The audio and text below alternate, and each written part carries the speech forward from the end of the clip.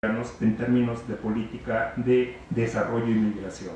Y el planteamiento es un planteamiento, creo, muy mesurado, muy prudente, a raíz de todo el trabajo que se ha hecho en 4 años trabajando con las dos comunidades, de que finalmente los migrantes no pueden hacer lo que el país no ha hecho.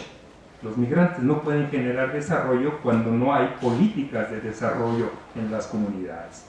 Hago énfasis en esto porque es un tema que nosotros hemos trabajado permanentemente, ya no solo en Zacatecas, Michoacán, Oaxaca, sino que ahora estamos colaborando en otros estados y a través del COMPA estamos colaborando con organizaciones de Guatemala, de El Salvador, de Ecuador y algunas de Bolivia.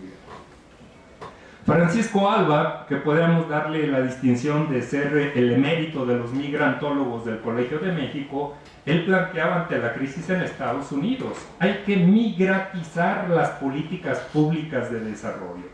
Y cuando él planteaba migratizar, de alguna manera lo que estaba diciendo, la política pública debe poner en el centro el empleo. Y esta idea posteriormente la compartió Jonathan Fox de la Universidad de Santa Cruz en California, hoy trabajando en la Universidad Americana de Washington. Él decía hace 5 años en un evento aquí en el Colegio de la Frontera Norte en Coyoacán, si en México la política pública no tiene como un indicador el empleo, no va a incidir en los problemas estructurales del país. Y yo creo que ese sigue siendo una iniciativa importante. ¿Cuál es el saldo de lo que el Estado mexicano ha hecho en los últimos 20 años en términos de políticas sobre inmigración? El resultado es que se trata de políticas parciales, reactivas y asistencialistas. Y esto contrasta con lo que se ha venido generando como un debate mundial en el tema de las migraciones y en el tema del desarrollo en los foros mundiales de carácter gubernamental y en los foros sociales de migración, en los que han estado participando las organizaciones de migrantes mexicanas, han estado participando las organizaciones no gubernamentales y donde hemos estado participando los académicos que hemos estado trabajando el tema sistemáticamente en los últimos 20 años. Nos ha tocado colaborar, discutir, debatir con colegas de todo el mundo, todos con posiciones distintas, en esencia posiciones muy conservadoras por parte de la Academia Norteamericana, especialmente de Georgetown, muy metida cerca del Banco Mundial y del Fondo Monetario, pero finalmente se ha llegado a un consenso en la necesidad de que la migración tiene costos y tiene aportes y que se requieren políticas públicas que articulen migración y desarrollo. Y es en ese proceso de aprendizaje donde nos ha permitido percibir una maduración institucional en algunas de las organizaciones de migrantes mexicanas y en las propias organizaciones de la sociedad civil que se dedican al tema de la migración, de los derechos humanos y todo lo que tiene que ver con comunidades de origen y con comunidades de destino. Destaco la experiencia de las organizaciones de migrantes de Zacatecas, las que hemos trabajado más, y las organizaciones de migrantes michoacanas en Estados Unidos, que han estado participando en todos estos eventos, foros mundiales, foros sociales, evento de las Naciones Unidas, y que hoy de alguna manera son un referente a nivel mundial en el debate de las políticas públicas. En el caso de Zacatecas, que hayan sido las pioneras de las organizaciones migrantes en Estados Unidos, la explicación es histórica: 100 años de migración internacional como resultado de la precariedad de nuestro Estado. Después del auge de la minería, que termina con diferentes ciclos a fines del siglo XIX, empieza a crecer la migración de manera creciente en Estados Unidos, se incrementa con la revolución, sigue creciendo, sufrimos cierta devolución cuando la crisis del 29-33 y durante el programa Bracero vuelve a crecer y prácticamente se institucionaliza la migración como un mecanismo de reproducción social en nuestra entidad. Esto explica que sigamos siendo el Estado con mayor intensidad migratoria, es decir, cantidad de migrantes sobre migración total. Y somos el Estado con mayor porcentaje de hogares receptores de remesas, es decir, somos el Estado más dependiente de las remesas y por lo tanto que resiente más estos ciclos de depresión y de caída de las remesas. Esto explica la formación de una cantidad importante de clubes y federaciones de migrantes, más de 300 clubes de migrantes por comunidades de origen, 15 federaciones, la creación del programa 2x1, 3x1 y que hayan financiado 4.000 proyectos comunitarios de 1994 a 2014. Cuando organizaciones de migrantes escuchan esto en África o en Filipinas, dicen, caramba, ¿cómo es posible que migrantes pobres como nosotros han tenido la capacidad de financiar ese tipo de proyectos? Nosotros tenemos 20 años encuestando a los migrantes zacatecanos, entre otros, y yo creo ya nos odian igual que a la colega Antonia Barrón por tanta encuesta. Y siempre nos dicen, bueno, pues es que hacemos eso por el cariño a la patria. Y otros nos lo dicen de manera más clara, porque queremos que nuestras comunidades no estén tan pobres como cuando nosotros salimos. Por eso ponemos agua, ponemos luz, ponemos drenaje, ponemos escuela, ponemos asilo de ancianos. Esto una colega de la Universidad de York, Louise Golding, le llama, es el welfare de los migrantes para los paisanos que no han emigrado al norte. Esta larga experiencia explica entonces no solamente este programa, sino también explica cambios institucionales como la ley migrante, que prácticamente se obligó al gobierno de Montreal a que se hiciera un cambio en la ley migrante y que fuera el primer estado que tuviera diputados migrantes. Como decía el rey del tomate, aquel sujeto pintoresco, decía, pues gobernamos igual de mal que todos los diputados. Si los ingenieros y licenciados estudiaron 30 años en la universidad, funcionan mal, dice, yo que me fui sin acabar la primaria en una cajuela a Estados Unidos, pues voy a funcionar igual de mal que ellos. Y efectivamente no nos defraudó. Pero creo que este es un proceso. En Estados Unidos hay una discusión entre las organizaciones de migrantes de por qué no hacer escuelas de liderazgo migrante. Los líderes de Chicago jóvenes dicen, nos urge que la academia nos ayude a hacer escuelas de liderazgos transnacionales y que escojamos a los mejores elementos para que vayan a ocupar espacios en el Congreso, a ocupar espacios en las presidencias municipales y por qué no en la gubernatura. El rey del tomate, a pesar de lo pintoresco, no era tonto, y él decía, el cambio vendrá del norte. Me refiero a otro cambio, no el que ha pasado por los pinos, me refiero al cambio desde abajo. Frente a todo esto, hay una experiencia muy importante tanto de los líderes de Zacatecas como de los líderes de Michoacán, y hoy resulta paradójico que el gobierno mexicano no los ve, no los escucha, y están siendo invitados para hacer programas de migración y desarrollo en Filipinas, en Haití y en África.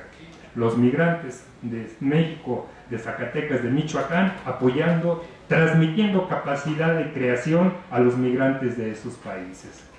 Hoy en día, a pesar de la gran cantidad de propuestas, la gran cantidad de libros que se han escrito, en Zacatecas no tenemos políticas de desarrollo y migración. Y hubo propuestas que se les compartieron a Maya y a Monreal, pero que no pasaron del papel.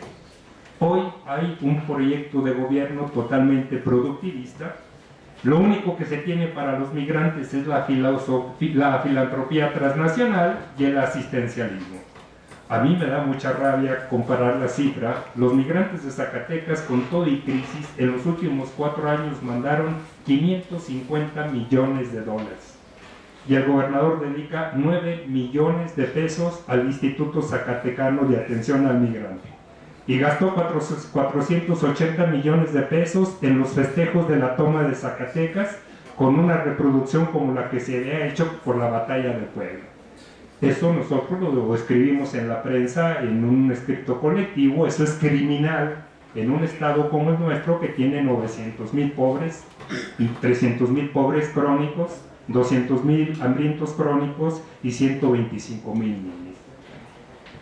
En el caso de Michoacán, 100 años de tradición migratoria, es el estado mexicano con mayor cantidad de connacionales en Estados Unidos, 1.800.000, y es el estado que ha avanzado más en la formación de sus comunidades transnacionales, clubes y federaciones. La Federación de Michoacanos en Illinois es todo un ejemplo de organización y de alianzas.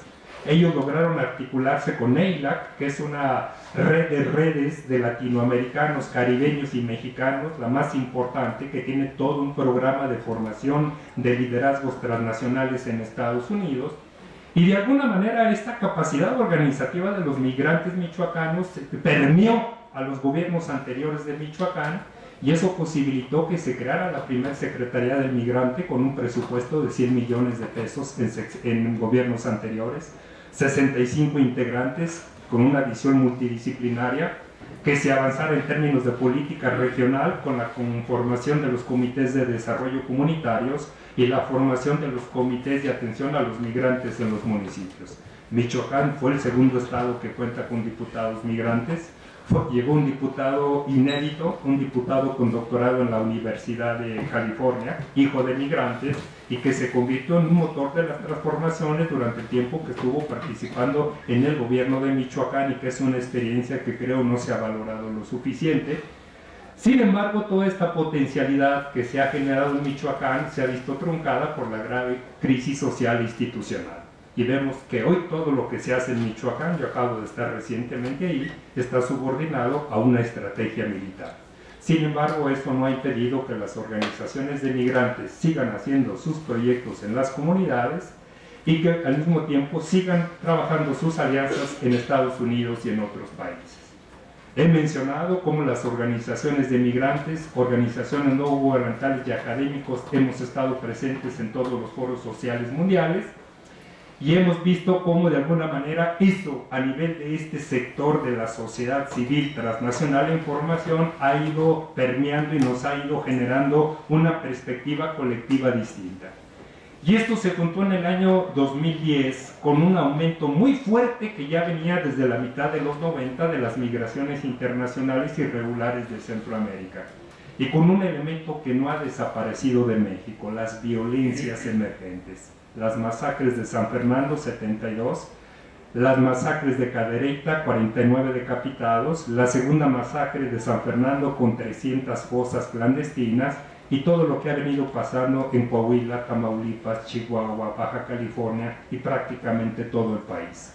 Eso hizo que desde las organizaciones de la sociedad civil, las organizaciones migrantes y los académicos que trabajamos el tema de migración, derechos humanos, etcétera, presionáramos al gobierno mexicano con la necesidad de hacer una nueva ley de migración. Y eso fue un enfoque difícil, tortuoso, porque no solamente estaban las reservas del Estado mexicano, sino un enfoque permanente, vigente hasta la fecha, de seguridad nacional.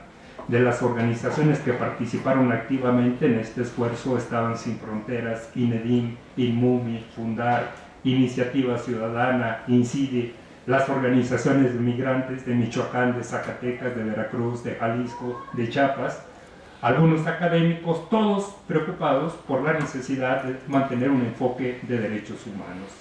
Este fue un esfuerzo tortuoso de más de 2 años. El enfrentarse al logro filantrópico, el enfrentarse a las estructuras de Estado, tratar de reflexionar, de debatir, tratar de generar nuevas leyes, es un fenómeno, es un proceso muy pesado.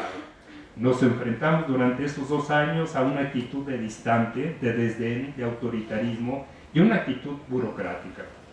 Sin embargo, finalmente se logró tener la ley y se requirieron casi 2 años para que se hiciera el reglamento, porque sin reglamento la ley no podía funcionar. Rápidamente yo les podía decir que en teoría la ley está funcionando, pero las violaciones persisten, la discrecionalidad persiste, las violencias siguen creciendo por cientos desde el pase de Guatemala, Chiapas, hasta la totalidad del territorio nacional. Pero hubo un elemento positivo muy importante, fue un proceso desencadenante de articulaciones de las organizaciones sociales de México y Estados Unidos. Y esto explica por qué en marzo del 2011 se crea desde Estados Unidos una red de organizaciones y líderes migrantes que le pusieron Red Mexicana. Y ellos hacen aquí en México, con el apoyo de organizaciones sociales y algunas fundaciones, un evento que se plantea 4 temas centrales.